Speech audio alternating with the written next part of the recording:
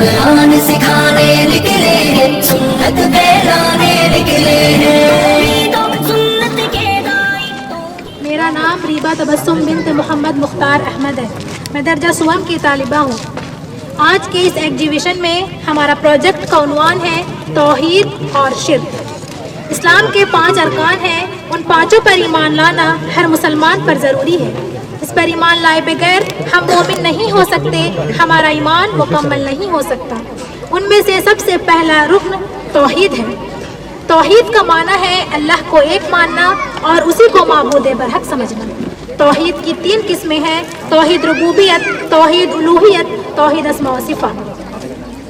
اللہ تعالیٰ قرآن مجید میں ارشاد فرماتا ہے وَإِلَٰهُكُمْ إِلَٰهٌ وَاحِدٌ لَا إِلَٰهَ إِلَّا هُوَ الرَّحْمَٰنُ الرَّحِيمُ، سورہ بقرہ آیت نمبر 163، جس کا ترجمہ یہ ہے اور تمہارا ایک ہی معبود برحق ہے، اس کے سوا کوئی عبادت کے لائق نہیں، وہ بڑا مہربان نہایت رحم کرنے والا ہے۔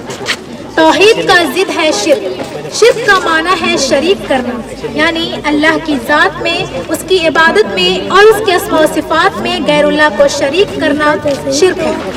مثال کے طور پر نظر، قربانی وغیرہ عبادات ہے۔ اگر کوئی انسان نماز پڑھنے کے لیے مسجد کی طرف آتا ہے تو اس کے ہر ایک قدم پر اس کے لیے ثواب لکھا جاتا ہے، اور تنہا پڑھی جانے والی نماز کے مقابلے میں جماعت کے ساتھ پڑھنے سے 27 گنا زیادہ نیکیاں ملتی ہے۔ اسی کے برعکس اگر کوئی انسان کسی مزار کی طرف جاتا ہے تو اس کے ہر ایک قدم پر اس کے لیے گناہ لکھا جاتا ہے، اللہ سبحانہ و تعالیٰ اس کے اوپر جنت کو حرام کر دیتا ہے۔ جس طرح کوئی انسان سجدہ کرتا ہے، سجدہ اگر اللہ کی بارگاہ میں اللہ کے پاس کرے تو وہ توحید ہے، اور توحید کا راستہ انسان کو جنت تک لے جائے گا۔ اسی کے برعکس اگر کوئی انسان کسی مزار کے پاس جا کر سجدہ کرتا ہے تو یہ شرک ہے، اور شرک کا راستہ انسان کو جہنم تک لے جائے گا۔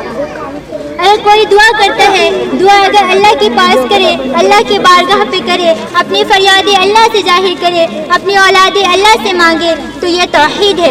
اسی کے برعکس اگر کوئی انسان کسی مزار پر جا کر کسی پیر بابا سے اپنی اولادیں مانگتا ہے، اپنی دعائیں مانگتا ہے تو یہ شرک ہے۔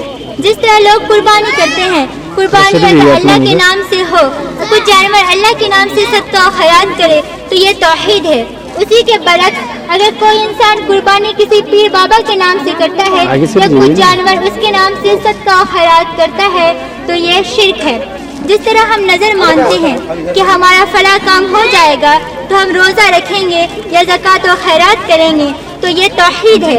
اسی کے برعکس اگر کوئی انسان یہ نظر مانے کہ ہمارا فلاں کام ہو جائے گا تو ہم فلاں بابا کی درگاہ پہ جا کر چادر چڑھائیں گے یا ان سے اپنی منتیں مانگیں گے تو یہ شرک ہے۔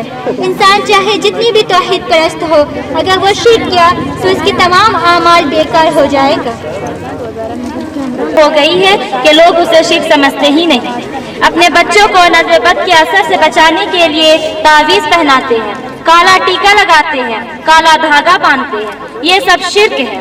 اور کبھی کبھی تو اللہ کے علاوہ غیر اللہ کی قسم کھاتے ہیں، اور کبھی قرآن مجید کی قسم کھاتے ہیں تو کبھی اپنی جان و مال کی قسم کھاتے ہیں، یہ سب شرک ہے۔ آج مسلمان شرک میں اتنی زیادہ گمراہ ہو گئے ہیں کہ قبروں میں، مزاروں میں ان کی تعداد زیادہ رہتی ہے اور ہماری مسجدیں خالی رہتی ہیں۔ لوگ اللہ سے زیادہ پیر باباؤں پر بھروسہ کرتے ہیں اور انہی سے ڈرتے ہیں۔ آج ہمارے دلوں سے خوف الہی اور اللہ سے محبت ختم ہوتے جا رہی ہے۔ اللہ تعالی ہم سب کو شرک جیسی بری عمل سے محفوظ رکھے اور توحید پر عمل کرنے کی توفیق عطا فرمائے، آمین۔ یہ مشن